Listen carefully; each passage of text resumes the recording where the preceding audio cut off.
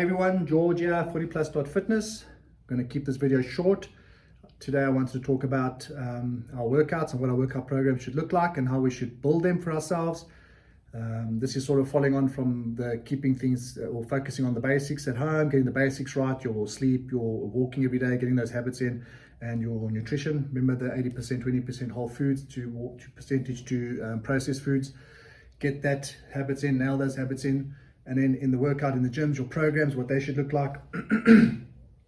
Just quickly, I like my training days to be full body. For myself and my clients, majority of the times is how we train. We train the whole body, we take 24 to 48 hours rest, and then we train the whole body again. So we give the body a chance to recover from the damage we've done, and then improve, adapt, get better, and then we go again, reach it again. So full body workouts.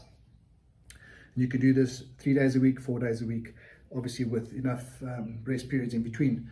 You know, it's depending on where you are and where you started from. Obviously, if you're really deconditioned, I've spoken about in previous videos, then maybe just doing one training, a resistance training session per week, just to build up that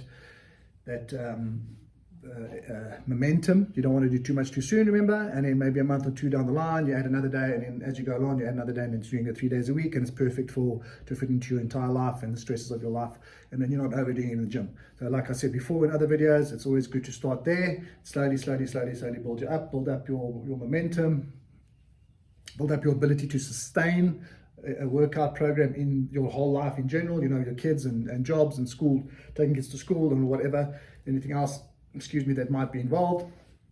So it's like a slow build up, getting used to where we are and when we can find where we are comfortable. So what are the movements we're going to look at? We're going to look at a squat movement. It's basically sit and stand. A hinging movement. We're hinging, we're moving from the hip. So we're using our hips and we're rotating our pelvis. Hinge and away, forward. This is the one that's always very difficult, especially with the guys, especially as the guys get older, they've lost that ability to connect to their hips. And every kind of movement that they're doing floor is usually just a lower back movement, which is what you want to avoid. You want to get really good at hinging and doing a hinging kind of movement. So that's the second one.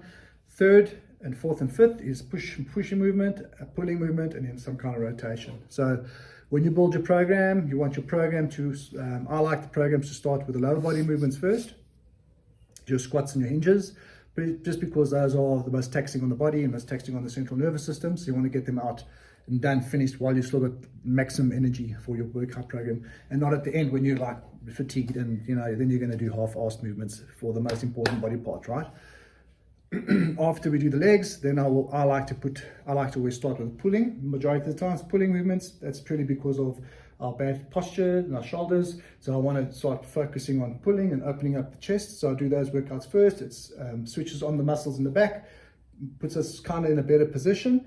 And then after we do our pulling exercises, we start doing a pushing exercise, which can be a chest pulling, pressing, or shoulder pressing.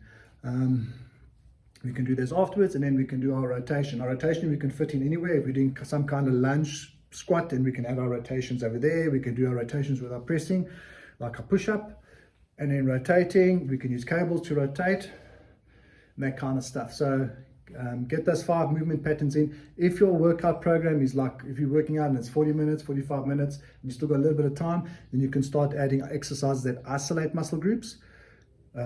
So like bicep curls, okay, we're isolating, or triceps, or anything, we're just focusing on one muscle group at a time. We can add that at the end. And if we get to about 55 an hour, we're done. We don't have to go any longer than that. And we go home and we rest and recover for 24 to 48 hours. Feed our body, nourish to flourish. Remember, keep our protein high. Don't take days off from protein. Keep it consistent. Come back, go again, and watch those gains come. So yeah, short video. I hope it was good. Hope it was educational. Again, please guys, share with your friends and family and people you know in the gym, people that you see, you know, that know me in my gym. If you see me in the gym and you see my videos, reach out, tell me, hey George, I've seen your videos. If you've got questions, speak to me. I'll be more than happy to try and answer. If I'm not sure about answers, I will find out and get you good information. There's a lot of bad info out there, and people are making mistakes. And in the days, this is something you want to do that's going to be good for you. It's not going to hurt you. It's not going to injure you. It's something you're going to do, and you'll be happy to do it and consistently do it without any hiccups. Okay, so guys, please like and subscribe to my channel. And until the next one, take it easy.